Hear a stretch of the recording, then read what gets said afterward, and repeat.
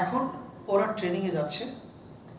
বাংলাদেশে এখনও আমাদের নিজের ড্রোন নেই, কিন্তু আমি বিশ্বাস করি সরকারি উদ্যোগে এবং অথবা বেসরকারি উদ্যোগে দুইভাবেই সামনে ড্রোন আসবে এবং এই ড্রোন শো বলেন, ড্রোন ডিসপ্লে বলেন, এইটা সামনে আরও কাজ হবে।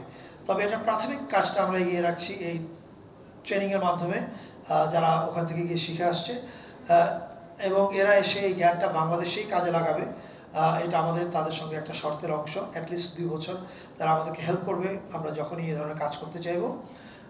আমরা তো বেশি দিন নাই দায়িত্বে, কিন্তু পরবর্তীতে যারা আসবেন আমি নিশ্চয়তা সহকারে বলতে পারি তারা এটাকে কন্টিনিউ করবেন এবং তারা এমন ব্যবস্থা করবেন যে বাংলাদেশ তার নিজের প্রযুক্তি, তার নিজের যন্ত্রপাতি দিয়ে তার নিজের গল্প তার দেশে যেন করতে পারে এবং বিদেশেও, শুধু তার দেশে কেন, আমরা আমাদের গল্প নিউ ইয়র্কে গিয়েও করে আসতে পারি।